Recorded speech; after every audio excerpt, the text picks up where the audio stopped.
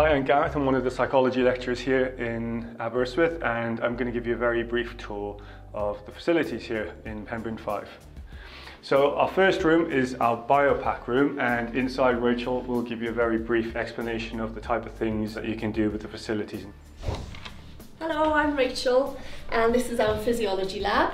So basically what I'm going to show you in this room is this biopack machine. So it might look a bit boring as a big blue box at the moment, but actually we can hook up lots of different pieces of kit into this, which allows us to look at a range of different physiological measures. So things like galvanic skin response, heart rate, respiration rate, blood pressure, and things like that. So what we can use this for then is to really analyse and get a better understanding of how our physiology responds to lots of different types of psychological stimuli.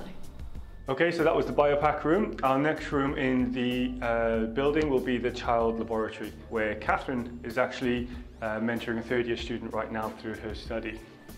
My name is Abby, and my dissertation study has been involved in intrinsic and extrinsic motivation on children of 4 to 6 years old on a story sequencing task.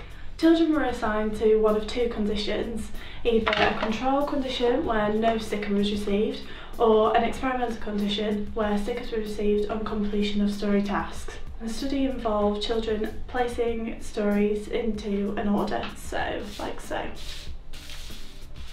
Children were also informed that there was a red button on the table so that they could stop the game at any time.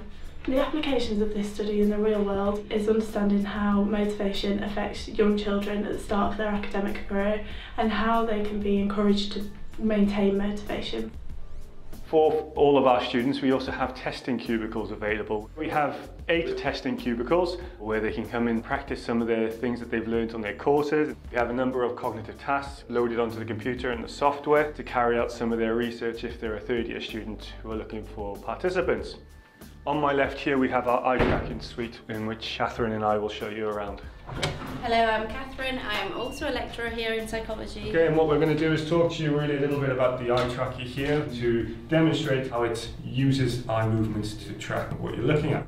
In this bottom half of the screen we have 2 infrared cameras that are going to look straight into my eyes and record exactly where I'm looking on screen as I perform a task. Here on the right you can see 2 little white dots. These are Catherine's eyes really, and what we're going to do is just calibrate it now. So I'm just following the red dots around the screen now with my eyes. Okay, calibration is complete. As I read the instructions, the eye tracker is going to record exactly where I'm looking in order to make sense of the text. So for example, will I be looking at the beginning of a word, the middle or the end of a word while I'm reading the text to make sense of it? I'm now going to see an image of faces. I'm fixating the middle now.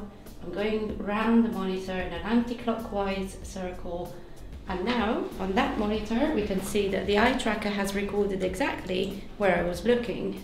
As the dots get larger, that means that I spent more time fixating a particular word. So you could see there that I fixated the word space for a longer period of time. Okay, so that was the eye tracker room, and on my right we have our qualitative research room. So there's plenty of seating area here to conduct interviews and focus groups that you host with your studies. I'm just going to take you into our control room where we can monitor and record some of those conversations if you need to.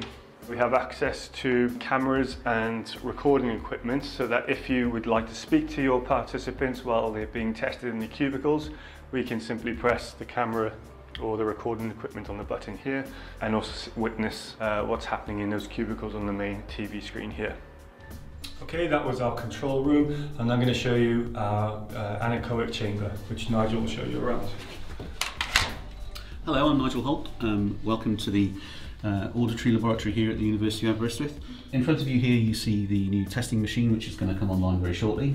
As you can see, I do research on listening, and I use this for teaching and also research. We have 2 high definition screens which can present images in 3 dimensions if necessary, and it's with this machine that I do research on traffic and transport. I'm particularly interested in how different road users interact. But sound research is something which I'm particularly interested in, so if I bring you through here just for a second. This is the sound attenuated chamber. It has suspended floor, suspended ceiling, and also sprung walls, so we're able to limit the amount of sound which passes into the room, but we can also present very controlled stimuli within the room. Because it's so controllable, we can also influence the light levels, so we can control whether it's perfectly pitch black, or we can change the colours in the room to do research on how people respond in different coloured environments. But for me, really, I need a room like this because I'm particularly interested in the relationship between cognitive performance, particularly memory, and sound. In order to do that, I need to control the stimuli that people are getting, particularly the auditory stimulus. So that's why I use this room. Thanks very much. Okay, and this is our transcription room where those that do qualitative projects can come and transcribe their data. We have dedicated computers, 4 computers here with a room to add more computers in. And we have software on here that can load up video and audio at the same time so that you can transcribe, as well as just generic transcription software. In addition to the facilities that we have in the downstairs and first floor of the Pembryn 5, we also have a student breakout room, which is dedicated space just for psychology students. Students can book it out and run their groups, study groups, reading groups, also come into practice group presentations. So we have the LCD screen for them to plug their laptops into and run through their PowerPoint presentations as well.